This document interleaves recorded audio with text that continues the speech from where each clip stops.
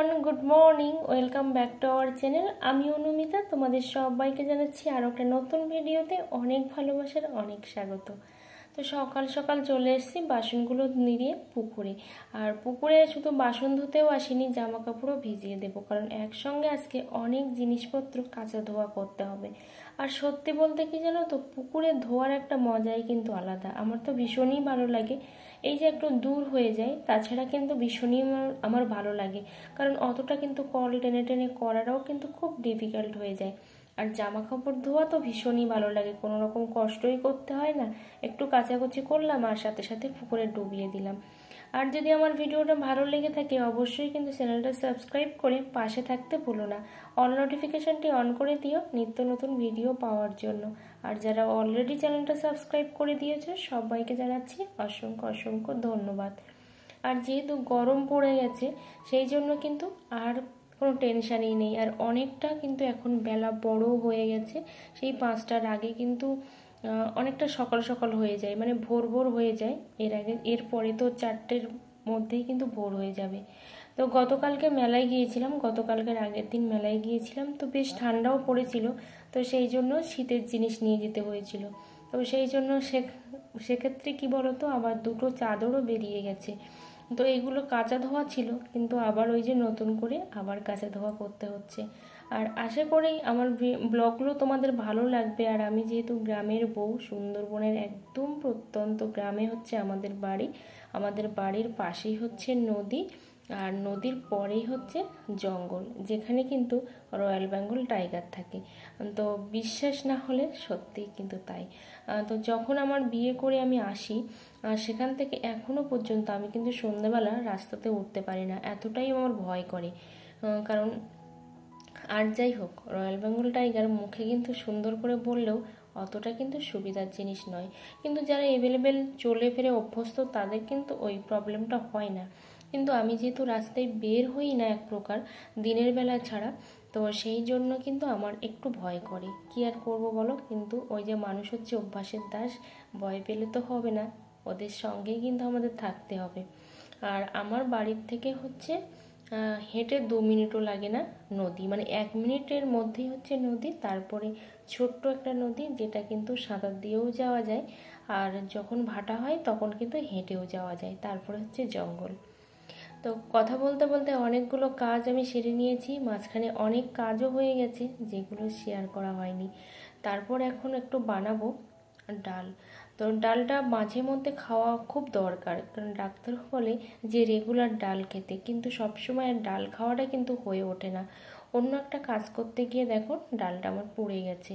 তো এই প্রবলেমটা কয়েকদিন ধরেই কিন্তু হচ্ছে। আর মধ্যবিত্ত সংসার, বুঝতেই পারছো, নুন আনতে পান্তা ফুরায় অবস্থা। তো এখন আমার হলুদটা ফুরিয়ে গেছে, তো যেটুকু ছিল আমি ঝেড়ে ঝুড়ে সব কিছু নিয়ে নিয়েছি। তারপর এখন ডালের মধ্যে লবণ হলুদ দিয়ে দিলাম। অলরেডি ডালটা আমার সেদ্ধও হয়ে গেছে। আর এই কড়াইতে আমি তেল করে দেব। যখন মেলাতে গিয়েছিলাম তখন ভেবেছিলাম যে আমি একটা তেল গরম করা কি যেন একটা বলে, আমি সত্যি নাম জানি না, তো সেই জিনিসটা নিয়ে আসবো, কিন্তু বলেছিল 160 টাকা। তো টাকার জন্য আর নিতে পারিনি। তো কি আর করা যাবে, যদি কখনো পারি তো নেব। আর এদিকে দেখো উনুনে ভাতটা হচ্ছে।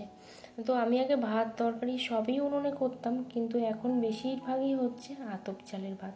তো আজকে আবার একটু সেদ্ধ চালের ভাত হচ্ছে, সেদ্ধ চালটা কমই আছে। এদিকে দেখো মাকে বলেছে একটু বিটটা কুচিয়ে দিতে। সব তরকারি আমিই কুচিয়ে নিই, বা আমি কেটে কুটে সব কিছু রেডি করে নিই, কিন্তু মাকে এই কারণে বললাম যে ওই বিট কাটলে না হাতটা প্রচণ্ড লাল হয়ে যায় আর নখগুলো কেমন হয়ে যায়, তো সেই জন্যই হচ্ছে বিটটা কাটতে বলেছি। তাছাড়া কিন্তু আমি তেমনভাবে হেল্প নিই না বললেও চলে। তো ভাতটাও অলরেডি হয়ে গেছে, এখন আমি তুলে একটু উনুনের ওপরে দেব। আর এই টাইপের উনুনে না আমার একটুও রান্না করতে ইচ্ছা করে না। তো এখন আমি মুরগিদের কাছে চলে এসেছি, মুরগিদেরকে খাওয়া দেবো। তো সকাল সকাল কাজগুলো সেরে নিলে না অনেকটাই ভালো হয়, বা অনেকটা টাইমও পাওয়া যায়। কিন্তু আমি কেন টাইম পাই না জানি না, সারাটা দিন যেন করেই চলেছি। তো সেই টাইমেই যেন কোনো কিছুতে আমি সেভিংস করতে পারছি না। যাই হোক, খুব তাড়াতাড়ি কাজ করলে কিন্তু এইটাই সুবিধা, যে একটু হলেও সময় পাওয়া যায়। আর ওই যে দেখো মুরগিগুলোর কি অবস্থা, মুরগিগুলো প্রচণ্ড পরিমাণে লাফালাফি করছে। আর ইউটিউবে এসেছি অনেক আশা নিয়ে, অনেক ভালোবাসা পাওয়ার জন্য, কিন্তু জানি না আদৌ আমি আশা বা ভালোবাসা কারোর কাছ থেকে পাবো কি না। আশা তো করেই 3 বছর ধরে বসেই আছি, কিন্তু ভালোবাসা সেটা তো আমি কারোর কাছ থেকেই পাচ্ছি না। কিন্তু হাল ছাড়িনি, ভগবানের ওপরে বিশ্বাস রেখেই চলেছি। জানি না কোনো দিন তোমাদের ভালোবাসা পাবো কি না। এদিকে আমার হাজব্যান্ড দেখো যাচ্ছে হচ্ছে নদীর পাড়ে, মানে আমার বাবা আসবে নদীর ঘাটে, তো সেইখানে একটা মুরগি দিতে আসবে। আর ওই যে মধ্যবিত্ত সংসার, মধ্যবিত্ত বলাও ভুল, আমরা একদম গরিব। তো হয়তো অনেকে ভাববে যে আমাদের বাড়ি আছে, বাইক আছে, তাহলে আমরা কী করে গরিব হলাম। দেখো শ্বশুরমশাই বাড়ি করে রেখে গেছেন, তো সেই জন্যই বাড়িটা আছে, ঠিক আছে। কিন্তু আমাদের সামর্থ্যে কখনো বাড়ি করা যেত না, বা বাড়ি করতেই পারতাম না কখনো। তো সেই জন্যই বললাম যে আমরা গরিব। শুধু বাড়ি থাকলেই কিন্তু হবে না, যে কে করে গেছে বাড়িটা সেটাও কিন্তু একটা দেখার বিষয়। তো মুরগিটা আনতে যাচ্ছে দেখো। আর এদিকে দেখো আমি এখন উনুনে দিয়েছি জল বসিয়ে, আর এর মধ্যে দিলাম হলুদ। এখন দেখো চিংড়ি মাছ দেবো এর মধ্যে, কারণ আমার হাজব্যান্ড গতকালকে যে মাছগুলো ধরে নিয়ে এসেছিলো সবার মধ্যে যে ভাগ হয়েছিল তার থেকে বিক্রি হয়নি, মানে মাছ বিক্রি করতে নিয়ে গেছিলো, তো মাছগুলো বিক্রি হয়নি, তো সেই জন্য আবার সবাই ভাগ ভাগ করে নিয়েছে। তো এত মাছ কি করব, আর আমি কখনো না শুকনো মাছ খাইনি, বা মাছ কখনো শুকায়নি। তো সেই জন্য আমাকে একজন বলল যে চিংড়ি মাছগুলো শুকিয়ে দাও, দেখবে খুবই ভালো লাগবে। কিন্তু জানি না সত্যি ভালো লাগে কি না। তো অনেকেই দেখি ইউটিউবে বলে শুটকি মাছ খেয়েছি, কিন্তু কি শুটকি মাছ সেটাও আমি জানি না। শুধুমাত্র হলুদ দিয়েছি, দিয়ে এখন আমি সেদ্ধ করছি, জানি না কেমন হবে। তারপর ওদিকে মাছটা মেলে দিয়েছি রোদ্দুরে, প্রচুর রোদ্দুর। আর চলে এসেছি তারপরে জামা কাপড়গুলো ধোয়ার জন্য। আর কি বলতো, সংসারের কাজগুলো এমন একটা হয়ে গেছে যে যতই শরীরটা খারাপ থাক না কেন, সেটা কিন্তু আস্তে আস্তে করেই ফেলি, মানে অভ্যাসে পরিণত হয়ে গেছে। যেটা আমি স্বপ্নেও কখনো ভাবতে পারিনি যে আমি সেই ভোর থেকে উঠি রাত পর্যন্ত এত প্রকার কাজ করব, কখনোই কিন্তু স্বপ্নে ভাবিনি। কারণ আমি কখনোই জল ঢেলে খাইনি, মানে এতটাই প্যাম্পার করতো দাদুর বাড়িতে আমার দাদু, দিদা, মামা সবাই। তো তারপরে যে সেই মানুষটা যে এতটা সংসারী হয়ে যাবে, এতটা কাজের মধ্যে ঢুকে যাবে, সেটা কিন্তু একবারের জন্য ভাবতে পারিনি। তো এদিকে দেখো জামা কাপড়গুলো সব ধুয়ে নিয়ে চলে এসেছি, তারপরে দেখি টানাটার এই অবস্থা, মানে নিচু হয়ে গেছে। আর মায়ের শাড়িগুলো আমি সত্যি কখনো মেলি না, তার হচ্ছে কারণ আছে। কারণ হচ্ছে যার কাজ তাকেই করা ভালো, কারণ পছন্দ বলে একটা ব্যাপার থাকে। তো দিয়েছিল লম্বা করে, এবার মাথা থেকে ও মাথা, তো সেটাই আমি তুলে দিলাম। এদিকে দেখো এখন ভোগ দিচ্ছে, আমি এসেছিলাম ঠাকুর ভোগ দেবো বলে, তারপরে দেখি ভোগ দিচ্ছে, তো সেই জন্য আমি বললাম যে না ঠিক আছে। তো এখন দেখো চারিদিকে সব জিনিসপত্র। আর এখন হচ্ছে বিকালবেলা, তো বিকালবেলা এখন আমি মুরগিগুলোকে ছেড়ে দিচ্ছি, কারণ মুরগিগুলো না প্রচুর পরিমাণে একটা অত্যাচার করতে থাকে।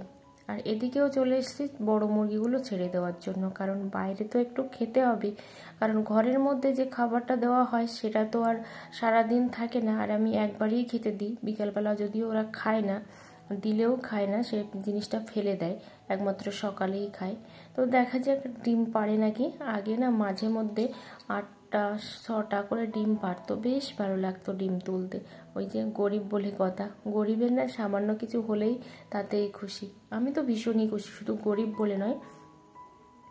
তো এদিকে আমি চলে এসেছি আমার একটা জায়ের বাড়িতে, এসে দেখো পুঁই শাক নিতে এসছে, যে মাছ দিয়েছিল, তো সেই মাছ দিয়ে আগামীকাল চিংড়ি মাছ দিয়ে রান্না করব।